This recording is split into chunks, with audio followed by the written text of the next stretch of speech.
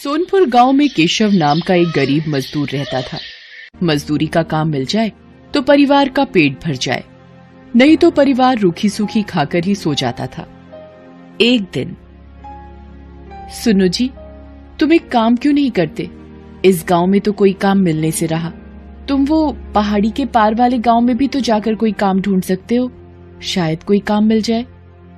पर कमला, उस पहाड़ी का रास्ता बहुत खराब है, ज्यादातर सुनसान ही रहती है पहाड़ी। पर कुछ तो करना पड़ेगा जी, बच्चों को कब तक रूखा सूखा खिलाते रहेंगे? कोशिश तो करनी ही पड़ेगी ना जी। ठीक है कमला, मैं कल सुबह ही दूसरे गांव के लिए निकल जाऊंगा, ठीक है, ताकि समय से वापस आ सकूं। कमला अगले दिन केशव को कुछ भुने चने और गुड़ बांध कर देती है। सुनो, ये कुछ भुने चने और गुड़ लेते जाओ, रास्ते में भूख लगेगी तो खा लेना। केशव मजदूरी करने के लिए दूसरे गांव निकल पड़ता है। वो उस पहाड़ी के रास्ते चलता जाता है। आधे रास्ते चलने पर केशव थक जाता है। वो सोचने लगता है, थोड़ी देर यहीं इस पेड़ के नीचे आराम कर लेता हूँ, फिर आगे बढ़ूंगा। अरे, कमला ने ये भुने हुए चने और गुड़ दिया था, थोड़े खाकर भूख मिटा लेता हूँ। केशव जैसे ही चने और गुड़ खाने लगता है, एक चींटी उसके पास आती है। भैया, क्या थोड़े से गुड़ और चने मुझे दे सकते हो? मैं और मेरी बहनें भूखी हैं। हमने बहुत दिनों से कुछ नहीं खाया है। तुम्हारी बड़ी मेहरबानी होगी। हाँ, ये लो, तुम इन गुड़ और चनों से अपना और अपनी बहनों का पेट भर लो। चींटी खुशी खुशी वो गुड़ और चने अपनी बहनों को खिलाती है। जैसे ही चींटियां गुड़ और चने खाती हैं, देखते ही देखते वो सब सुंदर परियां बन जाती हैं। केशव ये सब देखकर हैरान रह जाता है। शुक्रिया रागीर, आज तुम्हारी वजह से हम श्राप से मुक्त हो गई। हम परीलोक से धरती पर घूमने निकली थी। इस पेड़ के नीचे एक महात्मा भोजन कर रहे थे। हमने भूल से उनके भोजन में कंकड़ फेंक दिए, जिससे उन्होंने हमें चींटी बना दिया और श्राप दिया कि जब तक कोई राहगीर हमें भोजन नहीं देगा, हम अपने असली रूप में नहीं आ पाएंगी। पर तुम इस पहाड़ी पर कैसे? यहाँ तो कोई नहीं आता जाता। केशव परियों को सारी आपबीती सुनाता है, जिसे सुनकर परियां भी बहुत दुखी होती हैं। वो केशव से कहती हैं, तुम चिंता मत करो केशव, तुमने आज हमारी सहायता की है, इसलिए हम भी बदले में तुम्हें कुछ देना चाहते हैं। ये जादुई चूल्हा है, इस पर बर्तन रखते ही ये जल उठेगा और तुम जो भी कुछ खाने को मांगोगे बर्तन में पक जाएगा।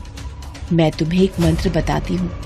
जैसे ही तुम एक थी दुल्हन एक था दूल्हा, बंद हो जा जादुई चूल्हा बोलोगे, चूल्हा खाना पकाना रोक देगा। केशव को जादुई चूल्हा देकर परियां अपने लोक में वापस चली जाती हैं। केशव वो चूल्हा लेकर खुशी खुशी घर वापस आ जाता है। अरे, तुम तो बहुत जल्दी वापस आ गए, और ये चूल्हा कैसा? अरे कमला, रुको, मैं तुम्हें एक जादू दिखाता हूँ। तुम एक पतीली लेकर आओ। हाँ। कमला एक खाली पतीली लेकर आती है। केशव पतीली को जादुई चूल्हे पर रखता है और चूल्हा जल उठता है। केशव दाल बोलता है और पतीली दाल से भर जाती है। केशव एक एक करके चूल्हे पर बर्तन रखता जाता है और मिनटों में सारा खाना बनकर तैयार हो जाता है। ये देखकर कमला और बच्चे बहुत खुश होते हैं। देखा कमला, मिनटों में सारा खाना इस चूल्हे पर तैयार हो रहा है। और कुछ चाहिए तो बोलो। बस बस, अभी इतना बहुत है हमारे लिए। ठीक है, मैं इस चूल्हे को अब बंद कर देता हूँ। एक थी दुल्हन एक था दूल्हा, बंद हो जा जादुई चूल्हा। केशव मंत्र बोलता है और चूल्हा बंद हो जाता है। अब केशव के परिवार को भूखा भी नहीं सोना पड़ता था। एक दिन, सुनो जी, मैं सोच रही हूँ क्यों ना हम एक चाय का ढाबा खोल लें। इस चूल्हे पर चाय और पराठे बनाकर बेचा करेंगे, इससे थोड़ी कमाई भी होनी शुरू हो जाएगी और तुम्हारी काम की तलाश भी बंद हो जाएगी। कह तो तुम ठीक रही हो कमला, बिल्कुल ठीक है। अब मैं एक दुकान किराए पर ले लेता हूँ। जो पैसे आएंगे उससे किराया भी भर देंगे और घर खर्च भी निकल आएगा। केशव घर के नजदीक ही एक छोटी सी दुकान किराए पर ले लेता है और जादुई चूल्हा रखकर चाय बनानी शुरू कर देता है। धीरे धीरे केशव का चाय नाश्ते का ढाबा चल पड़ता है। आने जाने वाले लोग केशव के ढाबे पर रुककर चाय पराठे खाया करते थे। जिन गरीबों के पास पैसे नहीं होते थे, केशव उन्हें मुफ्त में ही खाना बांट दिया करता था। उसे अपनी गरीबी के दिन याद थे। धीरे धीरे केशव की गरीबी की हालत में सुधार होने लगता है। एक दिन, अरे भाई केशव, कैसे हो? अरे मोहन, अरे तुम शहर से कब आए भैया? है गांव का तो रास्ता ही भूल गए लगता है। बस काम से फुर्सत ही नहीं मिलती। वो तुम्हारी भाभी को यहाँ गांव में कुछ काम था ना, तो 2-1 दिन के लिए आए हैं। मैंने सुना है तेरे तो वारे न्यारे ही हो गए हैं। तूने ढाबा खोल लिया यार, जिसकी चर्चा पूरे गांव में हो रही है। हाँ मित्र, बस सब भगवान की कृपा है। बात कुछ और ही है। ये ऐसे नहीं मानेगा, मुझे सच का पता लगाना ही होगा। अगले दिन केशव ढाबे पर जाता है। मोहन भी उसके पीछे पीछे जाता है। अरे मोहन, अरे इतनी सुबह सुबह। मैंने सोचा कल वापस शहर जा रहा हूँ, तो आज तुम्हारे ढाबे पर ही चाय नाश्ता कर लूं, है कि नहीं? पता नहीं शहर से फिर कब आना हो। हाँ मोहन, बिल्कुल बिल्कुल भाई, ये भी कोई कहने की बात है। अरे तुम बैठो, मैं तुम्हारे लिए चाय और पराठा लेकर आता हूँ ना। केशव ढाबे की रसोई में चला जाता है। मोहन केशव को छुपकर देखने लगता है। ये क्या जादू है? केशव ने इस चूल्हे पर पतीली रखी और खाली पतीली चाय से भर गई। अरे अब ये तवा रख रहा है। ये क्या, पराठा भी बन गया? ये तो कोई जादुई चूल्हा है। अच्छा, तो ये बात है। तभी कहूं, ये रूखी सूखी खाने वाले ने ढाबा कैसे खोल लिया है? ये चूल्हा वैसे मेरे पास होना चाहिए, मैं इसे चुरा लेता हूँ। हाँ। शाम को जब केशव घर लौट जाता है, मोहन रात के वक्त चूल्हा चुरा कर पत्नी के साथ शहर भाग जाता है। केशव जब ढाबे पर आता है, चूल्हा गायब होता है। अरे कमला, कमला, अरे हमारा जादुई चूल्हा चोरी हो गया है। अब हम क्या करेंगे? कैसे पैसे कमाएंगे? सुनो जी, जो हो गया सो हो गया। इस बहाने हमें मार्गदर्शन तो मिला। अब आप एक नया चूल्हा लेकर इस ढाबे को आगे बढ़ाओ। देखना, आपकी मेहनत रंग लाएगी। केशव एक मेहनती व्यक्ति था, इसलिए उसने फिर से एक नई शुरुआत की। उधर जब मोहन अपनी पत्नी के साथ शहर में अपने घर पहुंचा। जाओ शीला, एक खाली पतीली ले आओ। अभी तुम्हें इस चूल्हे का जादू दिखाता हूँ। जादुई चूल्हे, मुझे पुलाव चाहिए, पुलाव। चूल्हे पर बर्तन रखकर मोहन ने जैसे ही पुलाव बोला, चूल्हा जलने लगा और पुलाव बनता चला गया। मोहन चूल्हे को फूंक मार मार कर बंद करता रहा, पर वो बंद ही नहीं हो रहा था। अरे ये चावल बनने तो बंद ही नहीं हो रहे। अरे ऐसे तो पूरा कमरा भर जाएगा। हम दोनों चावल के ढेर में दबकर मर जाएंगे। शीला, क्या करूं, कुछ समझ नहीं आ रहा है। अब तो एक ही रास्ता है, इस चूल्हे को तोड़ दो। हाँ, ये ठीक रहेगा। मैं इस घटिया चूल्हे को तोड़ देता हूँ। मोहन गुस्से में चूल्हे को पटक कर तोड़ देता है। चूल्हे के 2 टुकड़े हो जाते हैं और जादू खत्म हो जाता है। चूल्हे की जगह मिट्टी का ढेर पड़ा रह जाता है। केशव को जादुई चूल्हे की मदद से काम मिल जाता है और वो मेहनत से पैसे कमाने लगता है, जबकि मोहन के हाथ में आकर जादुई चूल्हा मिट्टी हो जाता है। किस्मत भी उनका ही साथ देती है जो ईमानदार और नेक दिल होते हैं। चोर और मक्कार व्यक्तियों के हाथ सदा ही खाली रह जाते हैं।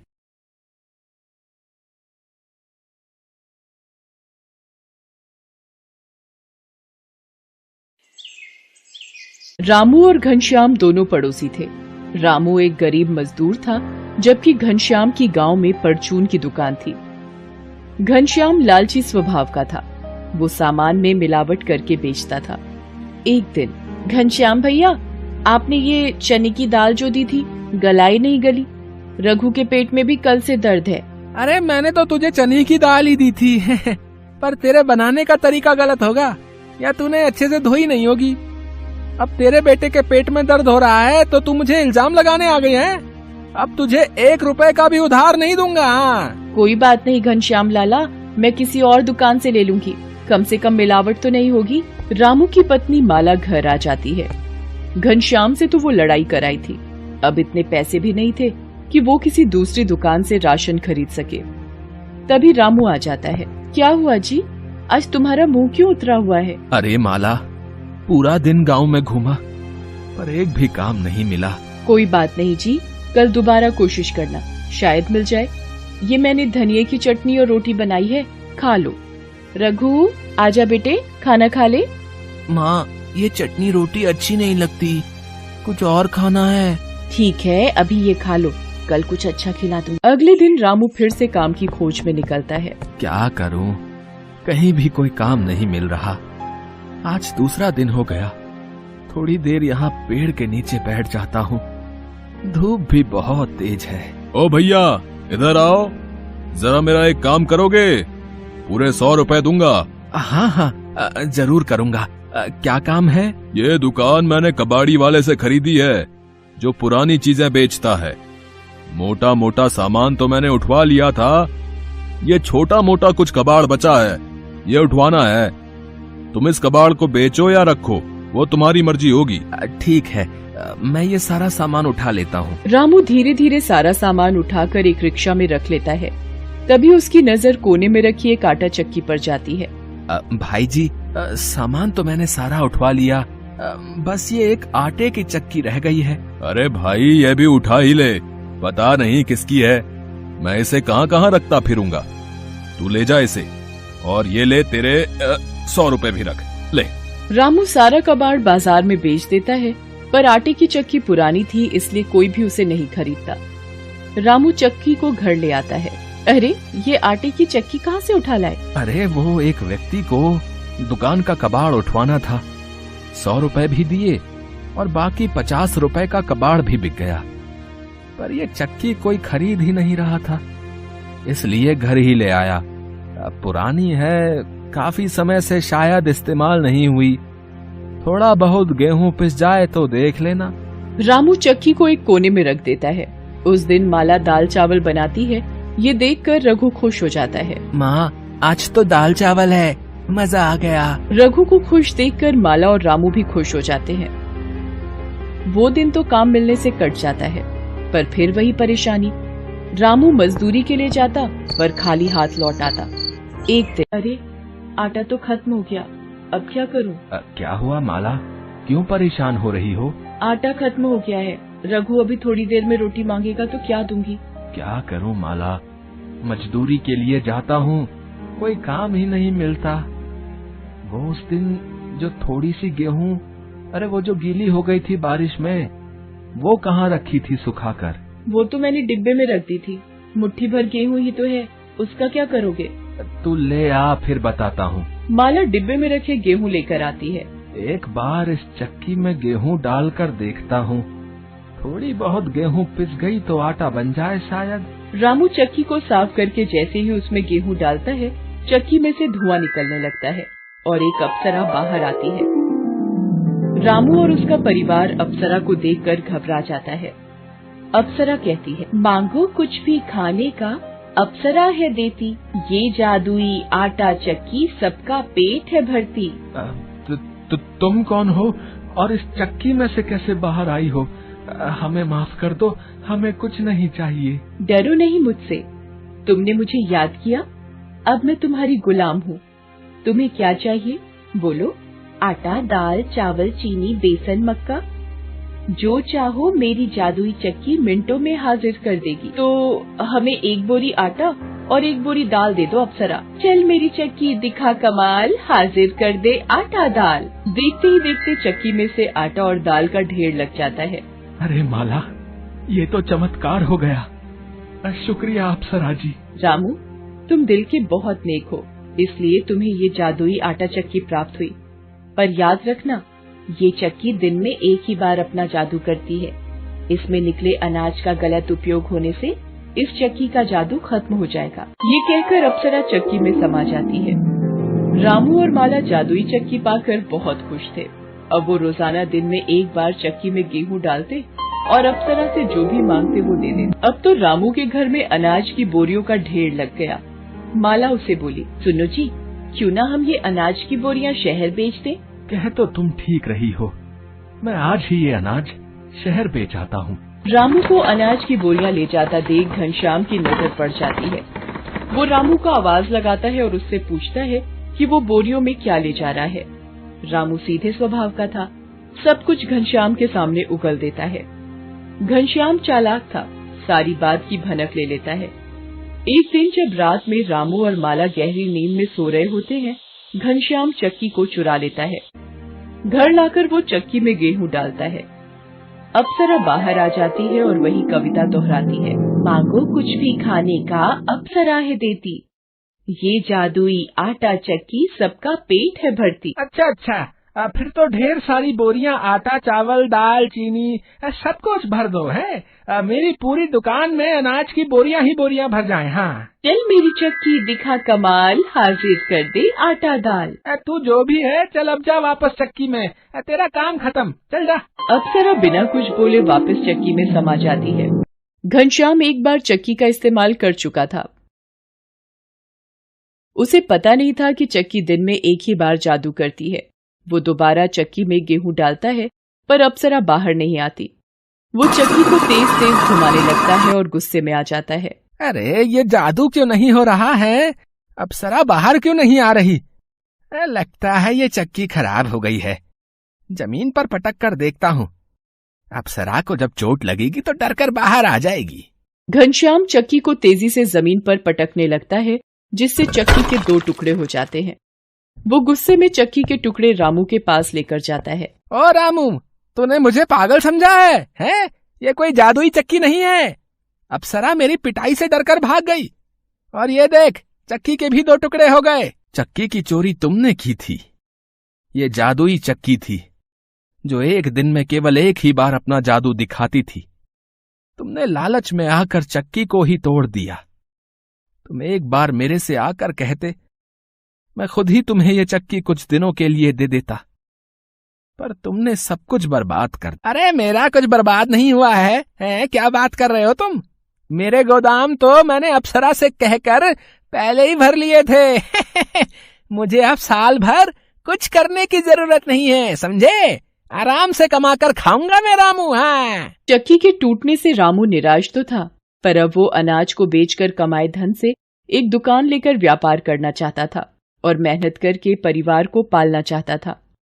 उधर जब घनश्याम गोदाम और दुकान का दरवाजा खोलता है, सारी अनाज की बोरियां गायब होती हैं। घनश्याम का पूरा गोदाम खाली होता है और दुकान से भी सारा सामान गायब होता है। घनश्याम अपना सिर पीट लेता है। जो बोरियां उसे अप्सरा ने जादुई आटा चक्की से दी थी, चक्की के टूटने से वो सब गायब हो गई और सारा जादू खत्म हो गया। घनश्याम को बेईमानी का सबक मिल गया था। उधर रामू ने एक दुकान खरीदकर अनाज के बेचे रुपयों से नया व्यापार शुरू किया। रामू की नीयत अच्छी थी, इसलिए उसे मीठा फल प्राप्त हुआ, जबकि घनश्याम की नीयत में खोट था, उसे कड़वे फल का स्वाद चखना पड़ा।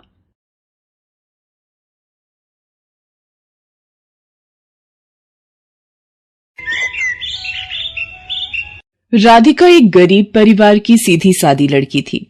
कॉलेज में उसका पहला दिन था।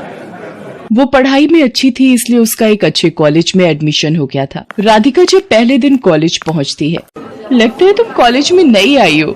इस कैंटीन में ये टेबल बुक है, यहाँ पर ऐश्वर्या की जगह है, वही अक्सर इस टेबल पर बैठती है। यहाँ से उठो और सामने वाली टेबल पर जाकर बैठो। ये ऐश्वर्या कौन है? तुम ऐश्वर्या को नहीं जानती?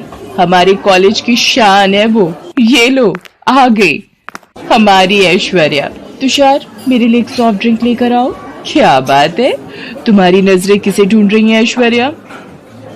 क्या बात है, आज राहुल कॉलेज नहीं आया क्या? पूरा कॉलेज तुम पर मरता है और तुम हो कि राहुल पर मरती हो। क्या करूं, राहुल देखने में है ही इतना हैंडसम। हाय, मुझे आने में थोड़ा लेट हो गया। मैं अपनी पसंद की कोल्ड कॉफी लेकर आता हूँ।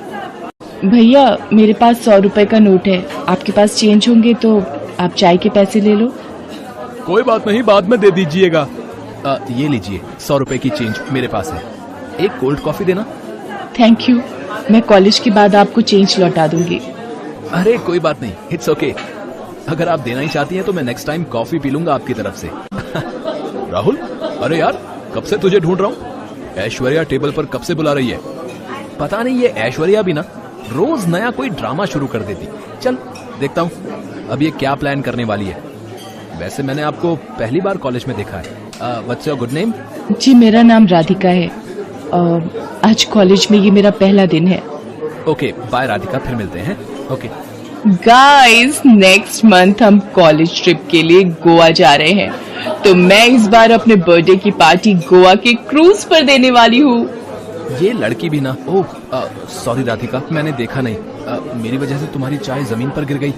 रुकिए मैं दूसरी ले आता हूँ। It's okay. वैसे भी मेरा लेक्चर है अभी। कुछ दिन बीत जाते हैं। राहुल और राधिका अच्छे दोस्त बन गए थे। राहुल और राधिका को साथ में हंसते और बातें करते देख ऐश्वर्या को ईर्ष्या होने लगती है। क्या बात है राहुल, आजकल तुम राधिका के साथ बहुत समय बिता रहे हो। तुम्हें तो ये भी नहीं पता कि 2 दिन बाद मेरा जन्मदिन है। ऐसी कोई बात नहीं है ऐश्वर्या। राधिका के लिए ये कॉलेज नया है तो मैं बस उसकी हेल्प कर रहा हूँ। बाकी वो भी हमारे साथ गोवा ट्रिप पर चल रही है। मैं उसी बारे में उससे बात कर रहा था। ऐश्वर्या राहुल और राधिका का साथ में मिलना जुलना बिल्कुल भी पसंद नहीं कर रही थी। वो जब भी उन्हें साथ में देखती तो जल भुन जाती थी। सभी कॉलेज ट्रिप के लिए गोवा पहुंचते हैं। वाओ ऐश्वर्या, तुम्हारे पापा ने ये क्रूज कितना सुंदर सजवाया है। मेरे पापा कॉलेज के ट्रस्टी हैं। उन्होंने कॉलेज में पहले ही बोल दिया था कि जब हम लोग गोवा ट्रिप पर जाएंगे तो मेरी बेटी अपना आलिशान जन्मदिन क्रूज पर ही मनाएगी। इसीलिए उन्होंने सारे इंतजाम पहले ही करवा दिए थे। आज मेरा जन्मदिन है, मैं गोवा ट्रिप पर आए कॉलेज के सभी बच्चों को पार्टी दे रही हूँ। मुझे यहाँ सब दिखाई दे रहे हैं, पर राहुल कहाँ है? मुझे ये नहीं पता। उसने अभी तक मुझे बर्थडे विश भी नहीं किया है। राहुल को तो मैंने अभी राधिका के साथ उस तरफ जाते हुए देखा है। जब देखो तब राधिका राधिका। इस लड़की की वजह से आज राहुल के पास मेरा जन्मदिन मनाने तक का वक्त नहीं है। पर आखिर ये दोनों हैं कहाँ? आई लव यू राधिका, मैं तुमसे बहुत प्यार करता हूँ। मुझे तुम जैसी ही लड़की की तलाश थी। क्या हम दोनों मिलकर जिंदगी में आगे का सफर तय कर सकते हैं? राहुल, तुम्हारी जीवन संगिनी बनना तो मेरे लिए बहुत ही गर्व की बात है। I love you too Rahul. Rahul और राधिका की बातें ऐश्वर्या सुन लेती है और गुस्से में आग बबूला हो जाती है। राहुल सिर्फ मेरा है और मैं उसे किसी और का कभी नहीं होने दूंगी। मुझे इस राधिका की बच्ची का कुछ इंतजाम करना ही होगा, और वो भी आज रात की पार्टी में। रात के वक्त जब सब पार्टी में मगन थे, यही मौका इस राधिका का काम तमाम करने का।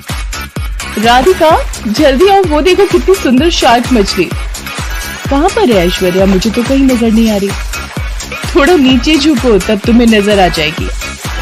ये एकदम से गायब हो जाती है। वो देखो वही फिर दोबारा नजर आई। राधिका जहाज से थोड़ा नीचे झुकती है। कभी ऐश्वर्या उसे समुद्र में धक्का दे देती है। पार्टी में म्यूजिक और डांस के शोर के बीच राधिका की आवाज दब जाती है और वो समुद्र में डूब जाती है। लो जी, मेरा काम तो हो गया। बड़ी आई मेरे राहुल को मुझसे छीनने वाली। अगले दिन पूरे क्रूज पर शोर मच जाता है कि राधिका कहीं नहीं मिल रही है। सब लोग यही सोचते हैं कि शायद किसी बड़ी मछली का वो शिकार बन गई, क्योंकि उसका कहीं भी अता पता नहीं था और क्रूज पर से वो ऐसे गायब नहीं हो सकती थी।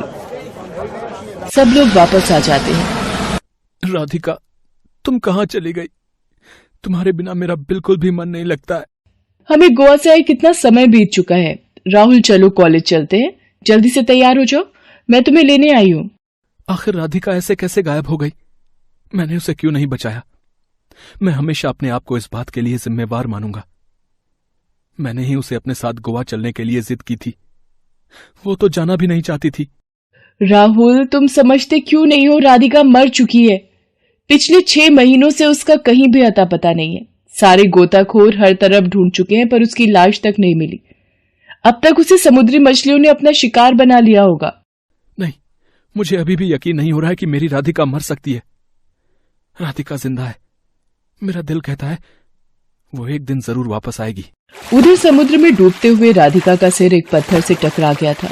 उसे अब होश आता है। मैं कहाँ हूँ और ये जगह इतनी अजीब सी क्यों है? घबराओ नहीं बेटी, तुम जलपरियों के देश में हो। मैं जादुई जलपरी हूँ। मेरी 2 साथियों को तुम बेहोशी की अवस्था में दिखाई पड़ी थी तो वो तुम्हें यहाँ ले आई। फिर हमारे जलपरियों के देश के वैद्यराज ने तुम्हारा इलाज किया। अब तुम कैसा महसूस कर रही हो बेटी? आज पूरे 6 महीने बाद तुम्हें होश आया है। क्या? मुझे यहाँ पर 6 महीने बीत चुके हैं। ऐश्वर्या, तुमने मेरे साथ ऐसा क्यों किया? मैंने तुम्हारा क्या बिगाड़ा था? बेटी, ये इंसानों की दुनिया ही ऐसी है। यहाँ मतलब के लिए लोग अपनों को भी नहीं छोड़ते। तुम तो फिर एक गैर लड़की थी। आओ इस जादुई पानी में देखो उस लड़की की सच्चाई।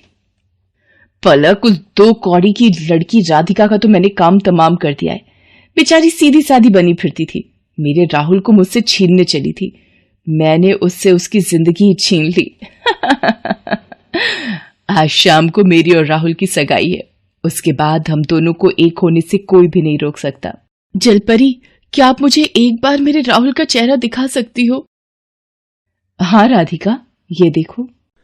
राधिका, तुम कहाँ चली गई? मैं ऐश्वर्या ये सगाई कैसे कर सकता? तुमने मुझसे वादा किया था तुम मुझे छोड़कर कभी नहीं जाओगी। तुम क्यों चली गई? लौट आओ राधिका, अपने राहुल के लिए। जादुई जलपरी, मेरी मदद करो। मुझे अपने राहुल के पास जल्दी पहुंचना है।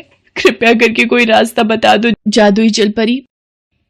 राधिका, मैं तुम्हें जादुई जल से बनाई कालीन देती हूँ। तुम इस कालीन पर बैठ जाओ। ये तुम्हें जल्दी ही राहुल के पास पहुंचा देगा। और ये जादुई जल भी लेती जाओ ताकि तुम ऐश्वर्या की सच्चाई सब लोगों को दिखा दो। आपका बहुत बहुत शुक्रिया जादुई जलपरी। आप सच में बहुत ही अच्छी हो। आपने मेरी जान बचाई। मेरी इतनी सहायता की उसके लिए मैं हमेशा आपकी एहसानमंद रहूंगी। मेरा आशीर्वाद सदैव तुम्हारे साथ है राधिका। अब जल्द से जल्द अपने राहुल के पास पहुंचकर सगाई को रोक दो। राधिका जलपरी से विदा लेती है और जादुई जल से बनी कालीन पर बैठ जाती है। वह कालीन हवा में उड़ने लगता है और उधर राहुल और ऐश्वर्या की सगाई की तैयारियां चल रही थी। राहुल और ऐश्वर्या एक दूसरे को सगाई की अंगूठी पहनाने ही वाले होते हैं। तभी राधिका जल्दी से वहां पहुंच जाती है। राहुल, रुक जाओ। ऐश्वर्या से ये सगाई मत करो। राधिका, तुम जिंदा हो। मैं जानता था तुम्हें कुछ नहीं हुआ होगा। मेरे साथ तुम्हारा प्यार जो था, फिर मुझे भला कैसे कुछ हो सकता था? वरना इस ऐश्वर्या ने तो मुझे कब का मार दिया था समुद्र में धक्का देकर। राहुल, ये लड़की झूठ बोल रही है। मैंने इसे कोई धक्का नहीं दिया था। ये तुम्हारी और मेरी सगाई को रोकना चाहती है। चलो राहुल, हमें देर हो रही है। राहुल, मेरे पास सबूत है जो तुम्हें और सबको बताएगा कि किस तरह से इसने मुझे समुद्र में धक्का दिया था। ये देखो।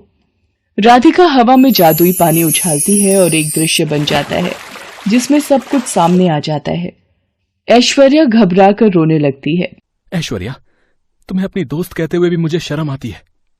तुमने मेरे प्यार, मेरी राधिका को मारने की कोशिश की। मेरी नजरों से दूर हो जाओ राधिका। मैं ऐसी मंडप में तुमसे सगाई करूंगा, सबके बीच। ऐश्वर्या, मैं चाहती तो तुम्हें पुलिस के हवाले भी कर सकती थी, पर मैं ये नहीं करूंगी। किसी के सच्चे प्यार को दूर करने का क्या नतीजा होता है, शायद अब तुम्हें समझ आ गया होगा। अगर ऐसा ही सच्चा प्यार तुम राहुल से करती तो तुम मुझे मारने की कोशिश न करती, बल्कि उसको अपने दिल से जीतने की कोशिश करती। और फिर उसी मंडप में राहुल और राधिका आपस में सगाई करते हैं। जादुई जलपरी की मदद से आज दोनों फिर से एक दूसरे का साथ पाकर खुश थे। हेलो दोस्तों, कैसे हैं आप सब? हमारी कहानियाँ देखने के लिए हमारे चैनल को सब्सक्राइब कीजिए और हाँ, बेल आइकॉन पर क्लिक करना मत भूलिएगा।